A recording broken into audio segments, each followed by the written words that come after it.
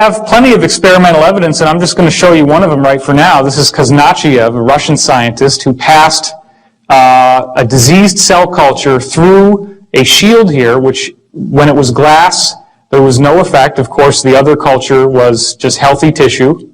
But then when he passed through quartz, the quartz allowed the disease to be transmitted to the healthy cells here. So you have disease to healthy. Well, a virus, again, is a little tiny thing. Most viruses are shaped like geometry. I don't know if you remember that. A virus can turn into a wave. Okay? So there are some people who believe, for example, that AIDS is synthetic and that you can actually activate the dormant virus with a wave. It is important to remember that your consciousness has more power than any wave that could ever be beamed at you. So if you ever start worrying about electromagnetic mind control or all these silly things that people get focused on, that's something that you don't need to worry about. Also, has anybody here done healing? Has anybody here? Okay, wow, that's more than half. Have you ever noticed how if you're with somebody and you're really empathizing with somebody who's sick, that you start feeling some of the same thing that they've got? There was a case where I had a woman, they were doing a Reiki session on her, and I was in the room, and I started to have this outrageous pain in my big toe. It turns out that she had a gangrenous foot. And the exact spot on my toe that hurt was where the pain was the most strong for her. So this is real stuff. But the thing is, when you get these energetic beamings, unlike this helpless little cell culture, your consciousness has a huge effect on what's going to happen to you. And those little health problems, they don't last very long, right? I mean, usually if you ever do healing work on somebody, just as a tip, go and wash your hands from the elbows down, because that will get rid of this transmitted energy. Okay, it's a very effective means of doing that. So Dewey Larson, the physicist, revealed that time is in fact a three-dimensional domain. And this is where we're getting into the idea of what's over there on the other side when you flip over a particle and it turns into a wave. There's a three-dimensional realm where time as we know it is spaced out. Now, okay, not everybody's following me on this, but we're going to go into how this works, so just stay with me. Einstein talked about the space-time fabric, and the basic idea about gravity is that planets are like dipping down in this fabric, and then gravity is just the result of things rolling towards the planet as the fabric is displaced. Well, think about it. If this were true, and all the planets are sitting on top of this fabric, that means that only the fabric and what's above it represents the realm that we live in. But then you got this whole place on the bottom. And where is that? And how do we get there? Well, the answer is you got to punch a hole through.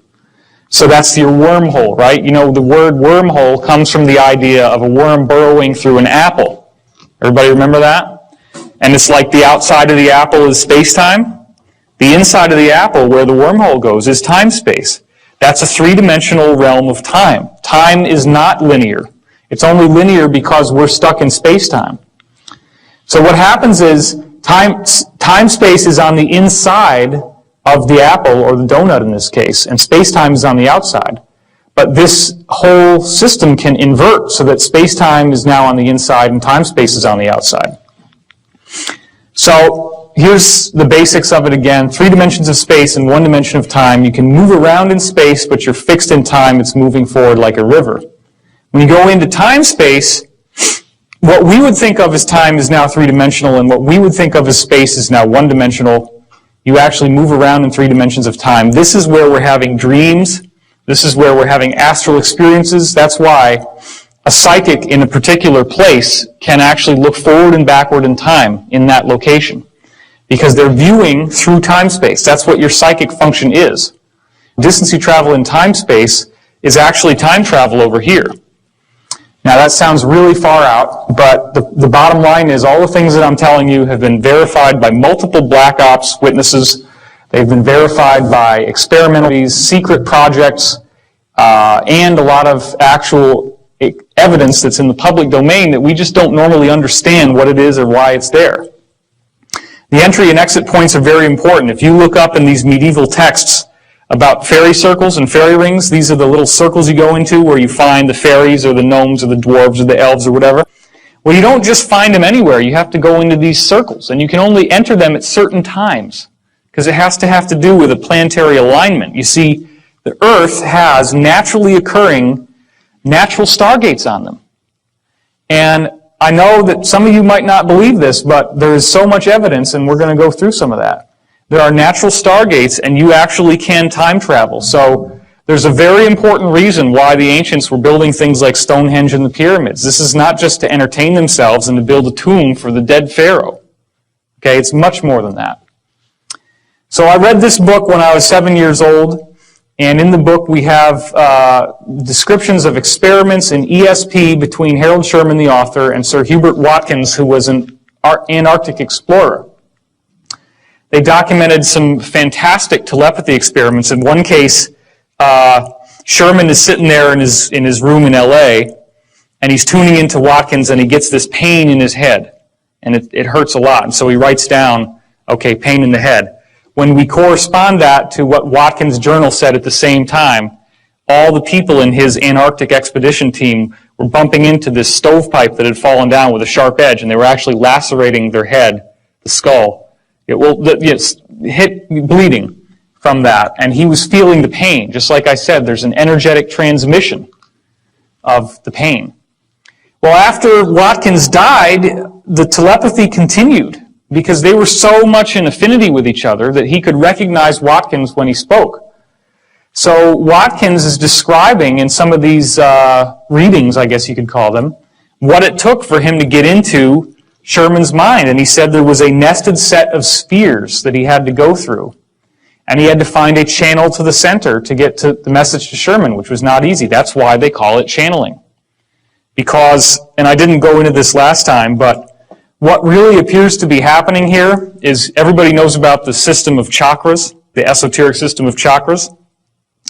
The chakras are actually different levels of your soul and different levels of where your thought processes and consciousness processes are happening. So as you go through these Kundalini meditations, the idea is that you're supposed to raise the Kundalini serpent.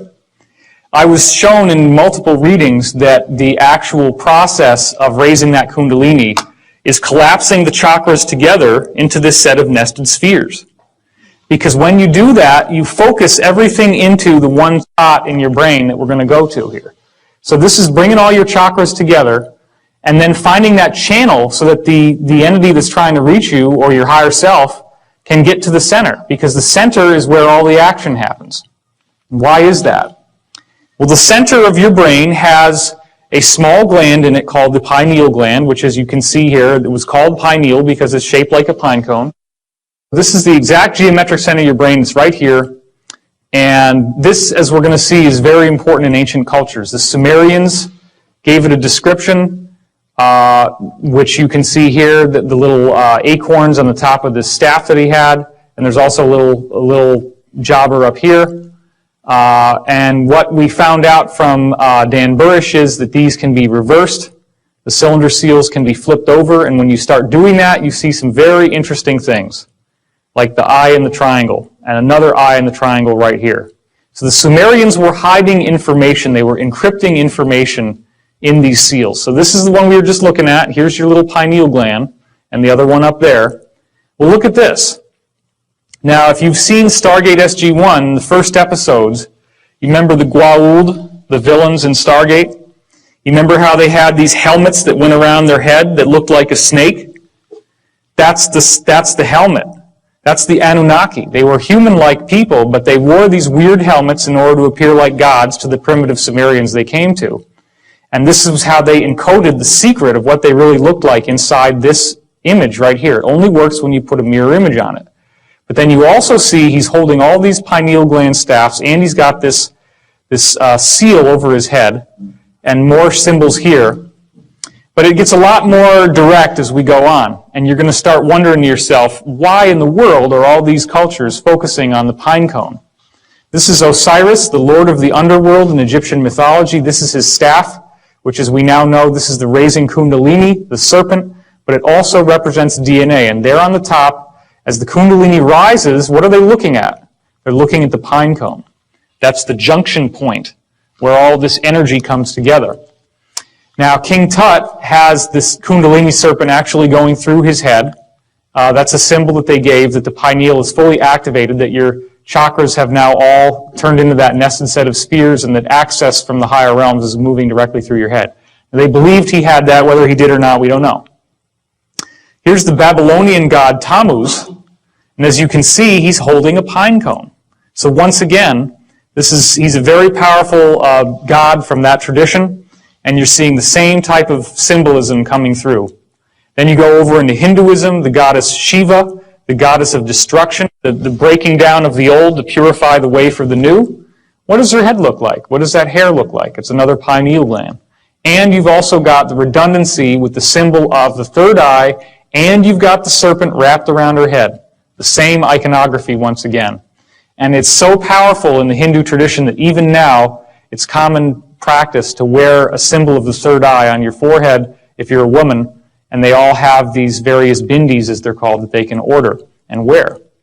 This is, as we go more into more recent gods, the god of drunkenness and revelry, Bacchus. You can see he has the goat-shaped ears here, the kind of demonic almost looking, and he also has the cloven feet. But then look at this. What's that? There it is again, huh? There's that pine cone. So once again, why do you think alcohol, hard liquor, is called spirits? Think about that for a minute. Because it opens the door to these influences. And the ancient people knew that. That's why they were called spirits.